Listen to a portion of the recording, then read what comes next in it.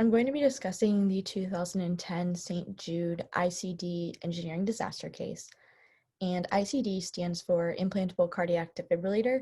And these are devices that are used in the medical field to help treat patients with regular heart arrhythmias.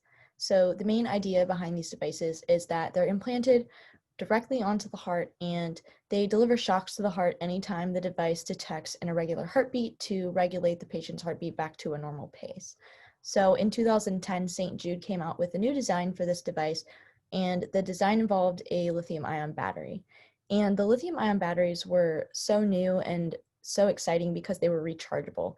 And this essentially meant that patients with ICDs with rechargeable batteries could keep them for many years longer than they used to be able to, and they would have to have less surgeries to replace them every time the battery was depleted. So this was a really big deal, and St. Jude started distributing them in February of 2010. However, just a couple months after they started distributing these devices, doctors and patients were reporting the batteries at critically low levels just a couple months after they were implanted. And this was a red flag for St. Jude because they were supposed to last for years before the batteries were depleted. So the engineers started investigating in 2012, but they never finished this investigation. And there's even evidence that the battery company tipped off the engineers and said, hey, we think you should check out the batteries. We think they might be causing the flaws in the ICDs. But the engineers ignored this tip off and continued to allow the devices to be manufactured for 3 years after this. The FDA finally issued a recall in 2015, and they concluded that the batteries were indeed the cause of the failure of the devices.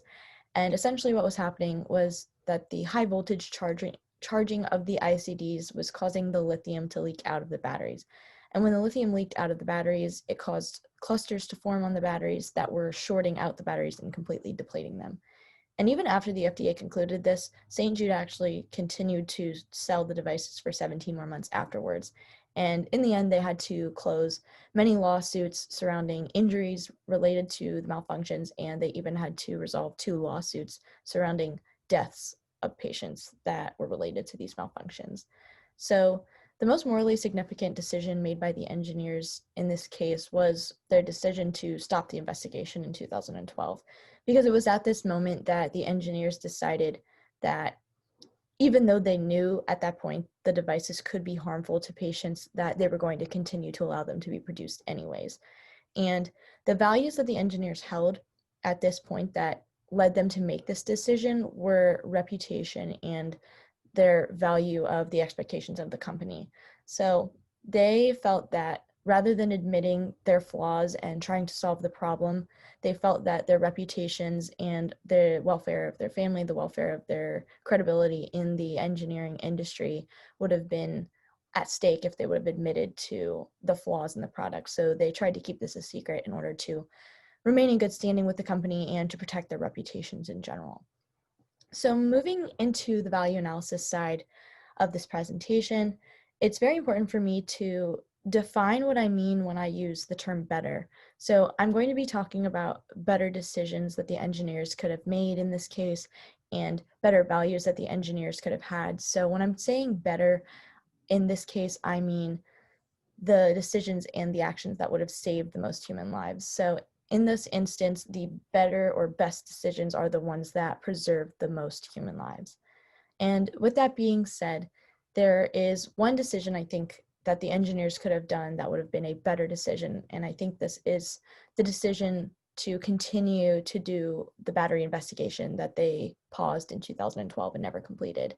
And I think this would have been a better decision because they would have found out that the battery was the problem, and they would have been able to fix this problem so that patients in the future would not be receiving these faulty devices.